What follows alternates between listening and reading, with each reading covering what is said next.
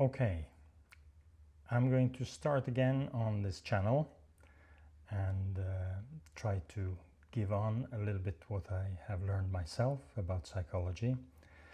And I want to touch several topics. I want to talk about AI and psychology. I want to talk about CBT, which is my passion and which I see really works to help people. And I want to talk about slightly more spiritual things, because research shows that when people have a spiritual dimension in their lives, they are much sturdier psychologically. So that's an important thing, to be able to be spiritual. So first of all, I want to talk about cognitive therapy, CBT as it's also called. One day I was a little bit frustrated because I had been with many psychologists who had all kinds of persuasions about how to do therapy, and I said, but do you really have any research base for this? And then I searched about which branch of psychology had the best research, and it was actually CBT.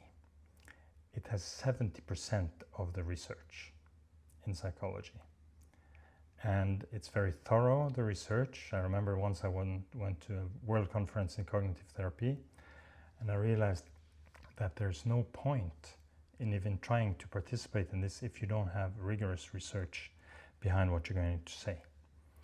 So 70% of the research in psychology is done on CBT. That means approximately or more than double of all the others together. So that the therapy that some of my colleagues were thinking was really the most fantastic had 0.5% of the research. So I said, okay, I think I made the right choice. I think I made the right choice choosing cognitive therapy. So this has been my life. I remember in 1990, when I was fresh psychologist, cognitive therapy had just started arriving in Norway, at least where I was. And I said, finally somebody who has understood that we don't have to talk about feelings. What are you really feeling? I kind of thought it was a little bit difficult to put words to my feelings. And how could I know that if I said I was sad, that this would be exactly the same way of sadness that another person had? Or elated, how would that be? My elation would probably be something different from another person. So I didn't like all this talk about feelings. Even if I had decided to become a psychologist, I had actually thought of becoming an astrophysicist first, but then after a while I said, what if something goes wrong with my head and I know everything about the outer universe? It would be much more useful to know something about the inner universe. And then I especially thought about, what if somebody in my family got psychological problems? All my knowledge of stars and galaxies wouldn't help me at all. So I decided to go over to psychology. I was really a math nerd, so I liked all these natural science things and mathematics and computers and things like that.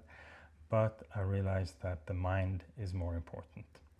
So when finally I got some people who said, we can study the mind, we can study the way you think, and the way you think determines how you feel. And very easy examples, if you know that, if you get to know that you have a terminal disease, is that going to affect your mood? Yeah, it will affect everything. And then the next day you're told, no, there was a mix-up. It was the wrong scans, you're totally fine. Whew, what a relief. But nothing has happened in the external world. It's just that you have been told one thing, started thinking one thing, and then you were told another thing and started thinking another thing. So what we think is actually very important. And this is where the spirituality comes in. Since the same moment I decided to study psychology, I also got very interested in near-death experience. Very fascinating topic. And if you combine cognitive therapy with spiritual knowledge, you have a winning combination. Because if you believe that everything is okay, everything is going to be okay, the problems you have here in life are actually part of a bigger purpose, you're supposed to learn something from it, then everything can be tolerated. You can endure a lot of things and it still won't really affect you that much. So the thought of another life, of a life after death, can be very transforming. And just so that you know it already, since I've studied this for over 40 years, I say, okay, this is something that most people don't know anything about. And because they don't know about the research, serious research done by cardiologists, for instance, since they don't know about it, they will think that there's nothing. They will think that when you die, it's blackness, it's just loss of consciousness, and you become earth, you become dust. But there's no doubt, there's so many people who have had near-death experiences. We think about 5% of the population on Earth have had a near-death experience. So we have plenty of data. We have plenty of people who say that they've seen the other side. Especially it's impressive when atheists say that they've seen the other side. So when you know that your soul is eternal, and I take that for a given now, it says we are as sure about that as we are that the earth turns, I would say. But most of the people who are going to argue against me, they will say, no, we don't know. The problem is you can't prove a negative like that. And when you've seen all the positive research, positive evidence that there is a life after this, you're not in doubt. I'm not in doubt. 40 years of study, of intense interest, I'm not in doubt. So this is a little bit what this channel is going to be about: psychotherapy and spiritual life. Not spiritualism, spiritual life. Spiritualism has a bit of negative connotations, even if it's very, very interesting.